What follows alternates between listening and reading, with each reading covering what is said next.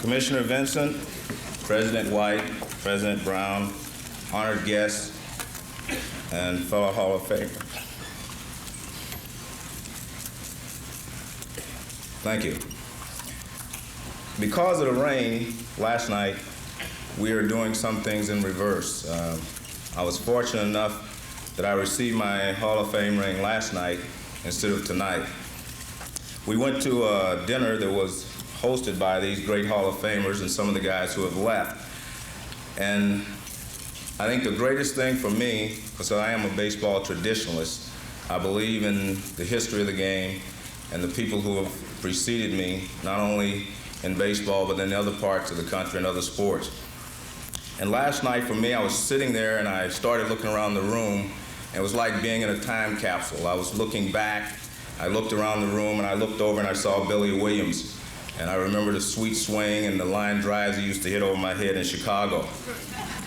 I looked over and I saw Willie Stargell.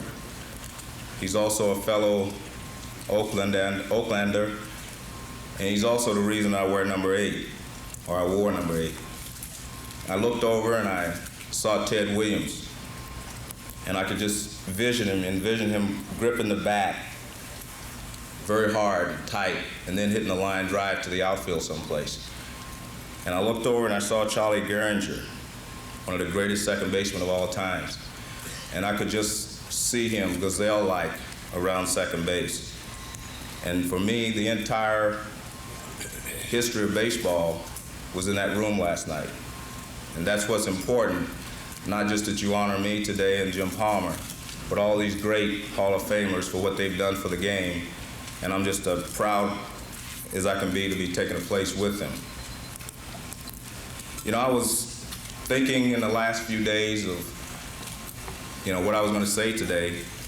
I've got a lot of things written down, but as I approach today, I start to realize that, I was very lucky to be able to play Major League Baseball.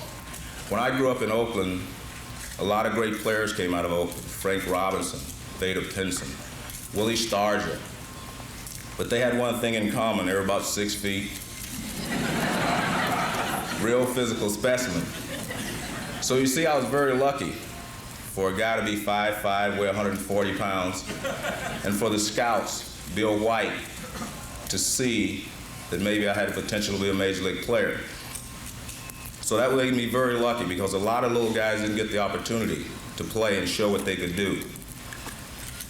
And because of that, I stand here today very proud of the fact that I was a second baseman and that I did get a chance to play Major League Baseball. I'm also here, I want to dispel a couple of rumors and add to some of the things that have been said about me. First of all, I want to dispel the rumor that I just learned how to play baseball when I went to Cincinnati. That's not true. I learned to play baseball in Houston because when my first year in the major leagues, I had teammates, Nellie Fox, Bob Lillis, Eddie Casco, Joe Gaines, Bob Aspromani, Jimmy Wynn, Rusty Staub. I had a lot of great teammates my first year. But I learned so much my first year from Nellie Fox and Bob Lillis that most guys take 5 years to learn the things I learned that first year. So I knew how to play baseball when I went to Cincinnati. That's the first thing I want to dispel. The second rumor is, I was lucky because I got to play in Durham. I was one of the original Durham Bulls in reality. I didn't even get a chance to see Susan Sarandon, but in her place, there was Billy Goodman, who was the manager, and Dave Philly. They were my first minor league managers. And I was taught lessons by these guys that held me in good stead all the way through my career. I remember Billy Goodman one day, he told me, he said, "Joe, you have to approach every season like you're a rookie." He said, if you had a great season, you have to prove that it was not a fluke. If you had a lousy year, you have to prove that it was a fluke. So for 20 years, that's the way I approached spring training. And I think that's one of the things that really helped me. Dave Philly told me this about 30 times in the first month of my first minor league season. He said, Joe, he said, there's a pot of gold to be made out there in baseball if you just work hard and give yourself a chance to have fun. I don't even think Dave Philly knew how big that pot of gold really was. It's a real big pot now. But I was also lucky that I played in the Bay Area, and I got a chance to see the great players. Willie McCovey, yes, I was there the day he went 4 for 4 against Robin Roberts. And the great Willie Mays. I got to see these guys play each and every day, and the Willie Stargers, and the Frank Robinson, all these great players who came in. And I think that watching them play and the way they enjoyed the game, I was fortunate enough that I was infected with their enthusiasm for the game and wanted to play the game the way that they did. I think the one thing that I remember most about Nellie Fox, other than he was a great player, is that he said to me one day, he said, Joe, the guys who stay in the major leagues the longest are the guys that do the most to help their teams win. And that's the way I tried to play every day. Nellie Fox made sure that I understood that the game was about winning. See, for me, the game has never been about numbers. It's only been about winning. And I only became a winner, I guess, when I did go to Cincinnati. And for that, I want to thank Bob Housen, who is here today. I remember after my second most valuable player award, Tony Perez came in one day. I was feeling pretty good, and he said, I want you to remember this. He said, when you played for Houston, no one even knew who you were. He said, we brought you here and made you a star. And you know what? He was right. And I say thank you to those guys every day, because being a part of the Big Red Machine is also the reason that I'm here today. You know, they had such great players there. And Johnny Bench was here yesterday. He's not here today. He's a fellow Hall of Famer. Great Pete Rose, great Tony Perez, George Foster, Ken Griffey. And I wish I could name them all, because they were all part of a commitment that was made by the Cincinnati Reds to win championships. And they all did their part in helping win. Johnny Bench, Pete Rose, and myself, we usually got all the credit. We won the most valuable player awards, but Tony Perez and the other guys were just as important. That's what makes a great team. A group of guys putting all their skills together and working toward one goal. And that brings me to the other guy, Sparky Anderson. You know, Sparky will never get the credit that he deserved for managing the Cincinnati Reds. Everyone said all you have to do is put down Bench, Rose, Morgan, Perez, and you could win. That's not true. You know, Sparky Anderson was really the driving force behind the Big Red Machine. And I thank him, even though I know he couldn't be here today. I got a great telegram from him yesterday. And it was just fantastic that he would take the time and send me the telegram. You know, I wish, you know, I could say that this is, you know, the culmination of all my dreams and things like that, but truthfully, I never dreamed about making the Hall of Fame. I only dreamed about making it to the major leagues.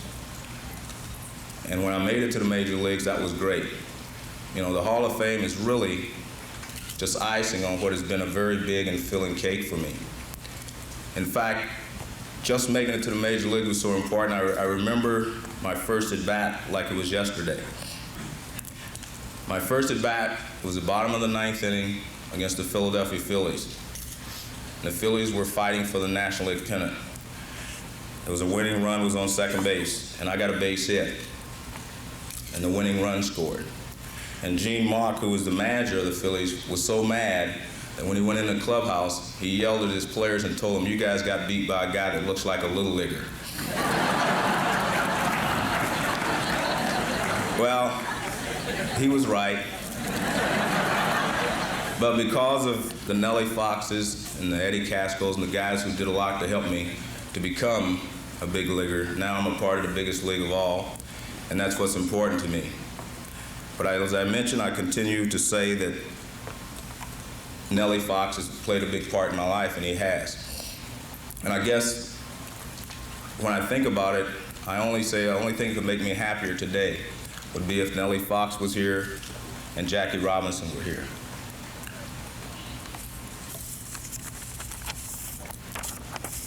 Both of them had a big impact on Joe Morgan. I admired both of them, first of all, because they were second basemen, and second, because they were winners in the way they played the game. Another thing Nellie Fox told me once, and I'll never forget this because I think it also helped push me. He said, "Joe, you can be a great player if you work hard and allow yourself to have fun every time you come to the ballpark. Have fun every day you're here." And that's the way I approached it. I did have fun, and it was great, but it seemed like it went all too quickly. As you can see, I'm not keeping very good notes. I also think about, how lucky I was to play for Frank Robinson. Most of you know him as a great player, but he's also becoming a great manager in the eyes of the public now.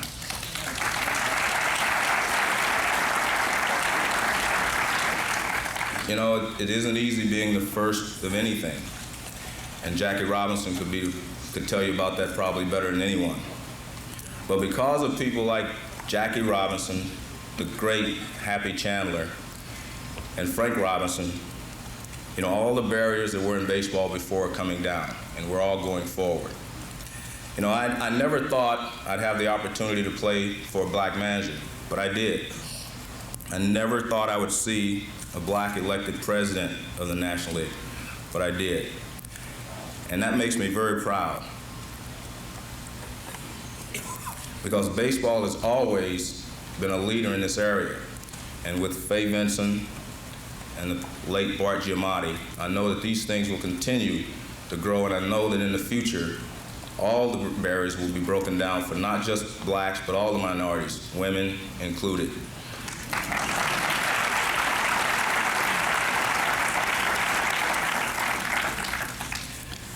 And I'd like to introduce you to my family.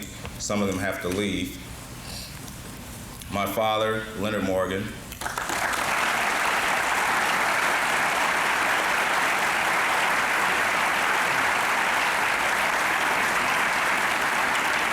My mom, the TV star.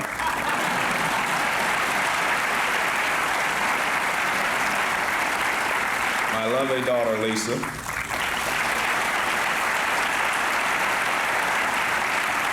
My wife, Teresa.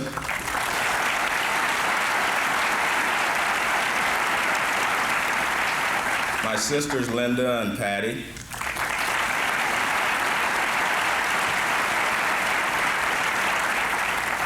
They wanted me to hurry through the speech because they have to catch a flight. But this is my day, and I'm going to take advantage of it.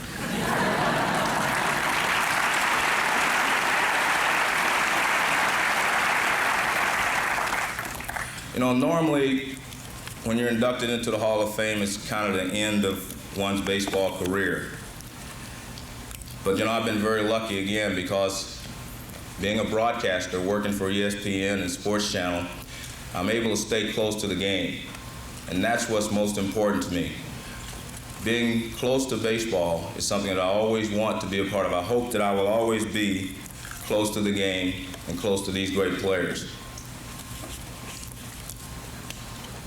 And if I might make one suggestion to those players who are playing today, I would hope that they would not let the media pressure, the big contracts, and all the other things distract them from what's really important. Practice your craft, work hard at the game, but most of all, have fun at it. Every one of these great guys here had fun playing baseball. I must admit that there is a little more pressure on the guys playing today, because when we played, it was just for the love of the game, it was just for fun. Nowadays, with all the money and all the outside pressure, it's a little tough for the guys. But I would like for them to think and make sure that every day they go to the ballpark, that they go out there to have fun, because that's what the game is all about.